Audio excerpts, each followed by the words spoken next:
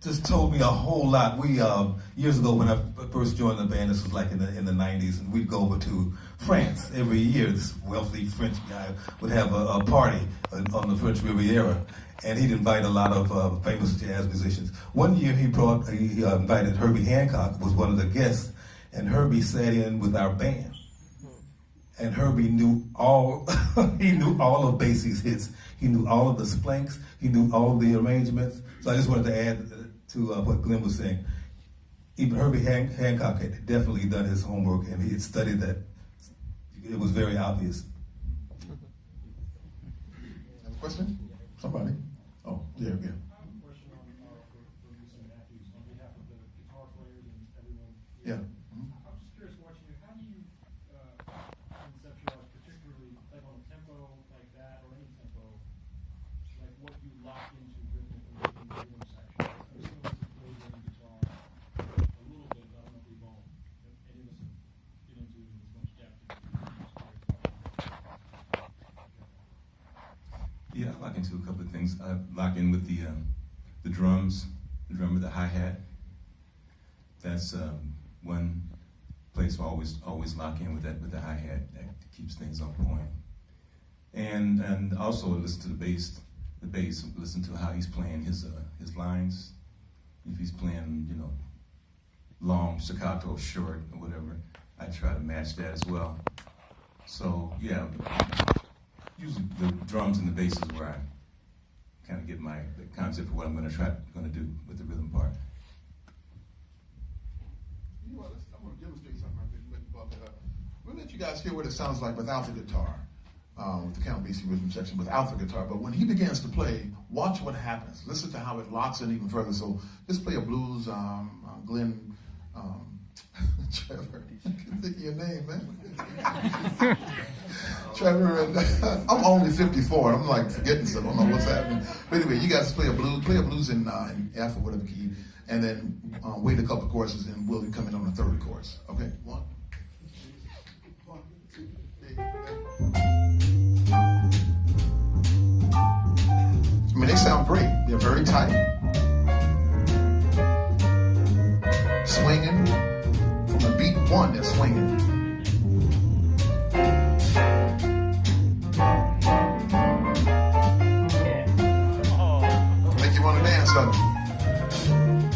Woo. And when Will starts playing, it's going to swing even harder.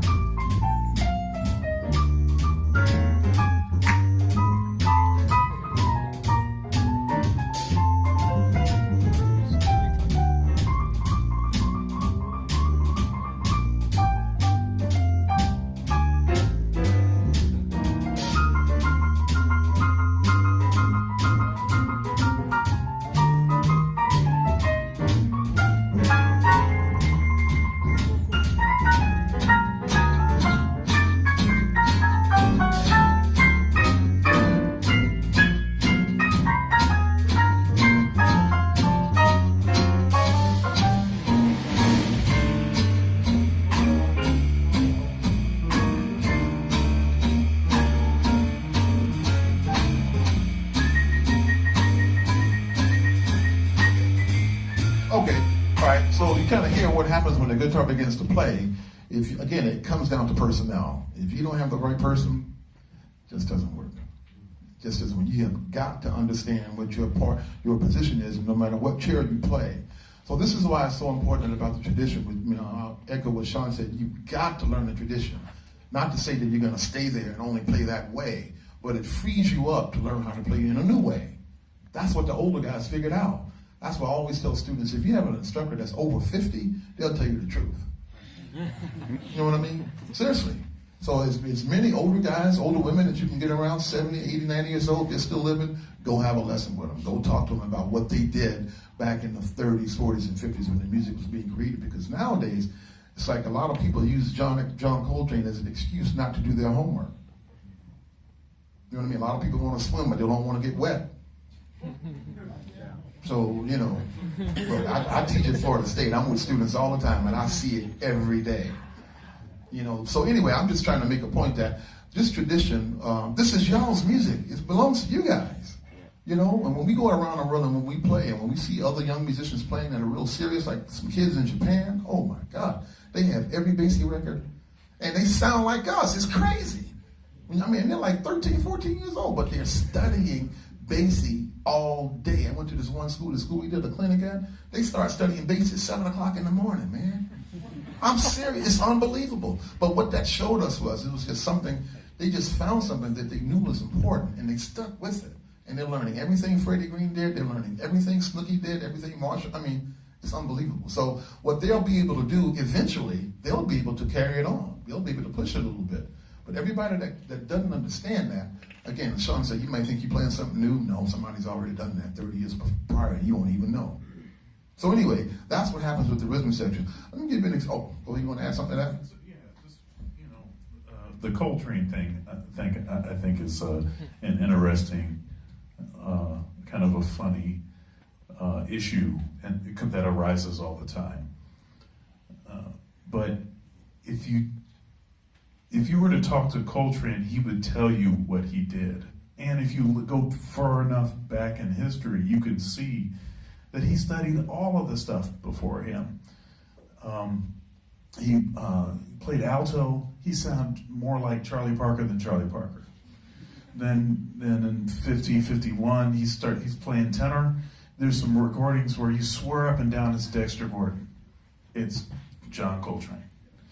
He went through a period of time where he's, impersonating Sonny Rollins. There's a tune that he wrote called Like Sonny. He's talking about Sonny Rollins. So, yeah. I didn't really get to the point I was trying to get with you about how do you keep it fresh. But here's a story that was told to me, a very short story. I played, I got on the band, it was really nice, and Melton Mustafa said, "Oh, you sounded great tonight." And I said, "Thank you very much." He says, "What are you going to sound like tomorrow night?" And then on this band, what are you going to sound like in 3 months, night after night after night after night, especially in these solo chairs? And you got to think about what did Lockjaw sound like? What did Lester Young sound like? What did Wardell Gray sound like? Every night, same tunes sometimes. You got to make it happen every night. You have to create. It's the blues, man.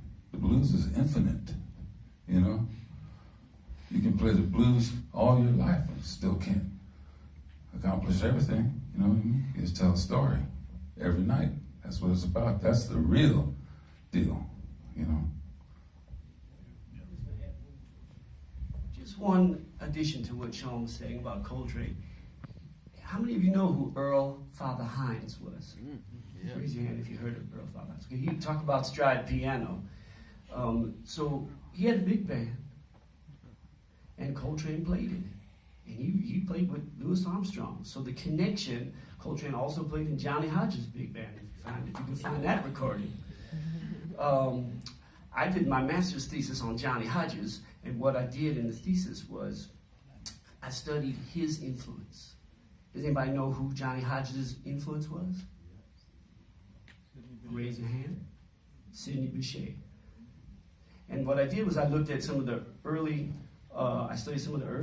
transcribed some of the early solos of Johnny Hodges with Ellington, like in the 20s. There's a recording of Loveless Love, and there's a recording of Sidney Bechet playing Loveless Love, and Johnny Hodges plays the exact same solo. Now, there's lots of examples of licks of the lineage there, but of course, it didn't prevent him at all from developing into an extremely individual voice. So I think, just to not belabor the point, but if you study the music, this will all become very clear to you. All right. Can anybody tell me who the orchestra's first vocalist was? Who was Basie's first vocalist? Now, see, that's a history lesson for you. You guys should know that. Billie Holiday. This orchestra has always had a great tradition of great vocalists, and Billie Holiday was with the orchestra in 1937. And after her, there was Helen Humes, and of course, the first big, huge star, well before Joe Williams, Jimmy Rushing, and then of course Joe Williams and O.C. Smith, and a bunch of wonderful vocalists. And the orchestra began working with Frank Sinatra and Ella Fitzgerald, Sarah, everyone. But we have with us today a young woman who Mr. Basie hired. That was his last vocalist before he passed away. And she is just phenomenal. So, well, luckily she joined us on the rest of this tour, and we'd like to have her come up and sing something for you. Say hello to Miss Carmen Bradford, ladies and gentlemen.